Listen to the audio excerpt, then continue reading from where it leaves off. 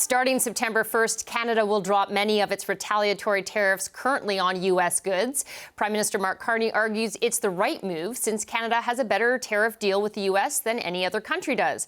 But Canada will keep its counter tariffs of 25% on U.S. steel, aluminum and autos. Today, Carney was asked why those haven't been raised to 50% to match U.S. tariffs. We'll look at everything. We look at our industry, both in terms of how we support their retooling, their investment in the industries, liquidity for today, helping their workers, buying Canadian, diversifying markets, but of course trade policy, including with the United States, is part of that. But we're engaged in discussions with the United States about exactly those sectors. And that's what we want to advance to the benefit of our workers and our economy. Catherine Cobden is the president and CEO of the Canadian Steel Producers Association. Welcome. You have been calling for, as recently as yesterday, that Ottawa impose a 50% tariff on U.S. steel.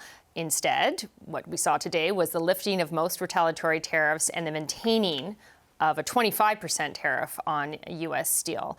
What is your reaction to that choice by the federal government? Yeah, well, first of all, thank you very much for having me on the program. In fact, we're not just disappointed that the level of the tariff wasn't raised to 50%. We're also disappointed with the characterization of the tariff.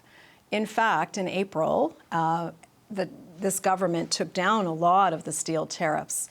So about half, if not more, of the steel coming from the United States is coming in tariff-free. You mean in terms of the type of steel products? Correct. Obviously, 25% didn't come down. Oh, the volume. The volume of steel. So we actually have, as I think viewers will know, we have been struggling for every ton we can produce. We're in a massive crisis in the steel industry. And frankly, we want to be able to serve the domestic market further. And the U.S. market, the U.S. steel in our market is a problem. And so we are pretty disappointed in today's announcement. On one hand, we're very happy that the Prime Minister sees us as a priority.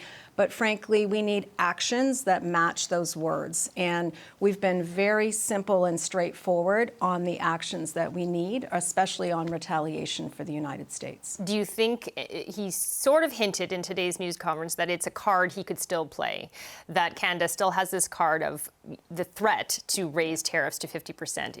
Is that something that you take at face value?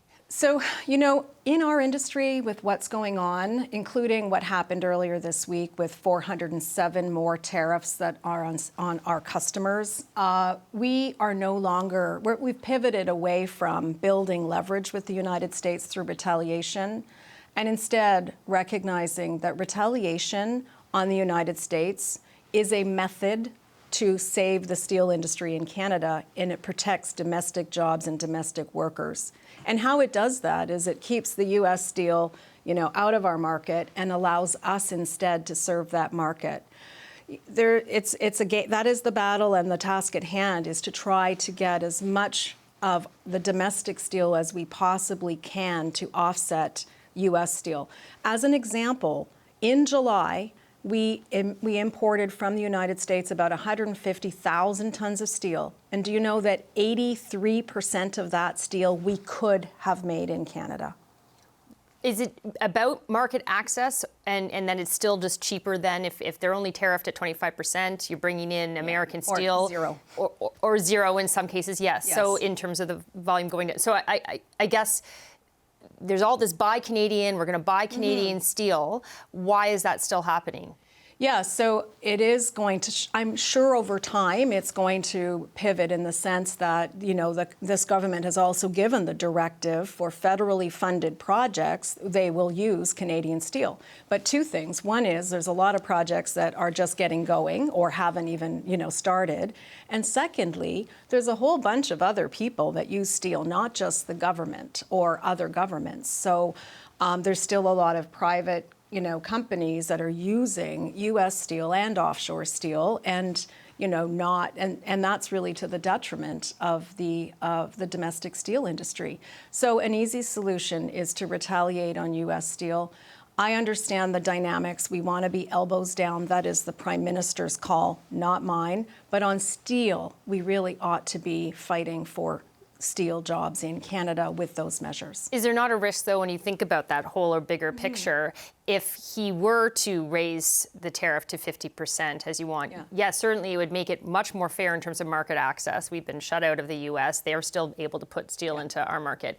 But on the bigger negotiation, is there not a fear that Donald Trump will see that as a retaliation and suddenly talks are stalled again, or CUSMA is in jeopardy, or other things could happen? We're really out of balance with equalization. There is a lot of escalation that is going on U.S. to Canada, like the 407 new tariffs on Monday. And I appreciate that we might need to go carefully. But at a minimum, the government reprieved, kind of gave a blanket remission to a significant volume of U.S. steel, and we're saying just put that back up. No one asked them to do that remission. That was a choice they made for all sorts of different reasons. We're saying, and not because the U.S. required it. So this isn't escalation. This is just doing what they've always said they were going to do, and that they said even today they were going to continue to do, but they're not doing it. That's the 50% would be an escalation. The 50% would be an escalation. So, but I'm telling you, at this stage, get it at least to 25, and of course what we really want is 50, but 25 will at least give us some opportunity. Just really quickly, can you paint a really succinct picture of how bad it is right now? And is there sort of an estimate in terms of survival stats for the Canadian steel industry if this drags on and drags on? Right. So we're on life support. We are essentially, we've had a big gunshot wound. We have some places to go and get some medicine, but actually we have just had 407 more stabbings to the body on Monday with these new tariffs. So, what is the chance of survival? Well, if we're maintain the current path we're on without acceleration and urgency, it's a very, very bleak picture. Okay, well, I hope it doesn't come to that. Yeah, thank you. Thank you very much for your time today. Okay. Catherine Cobden with the Canadian Steel Producers Association.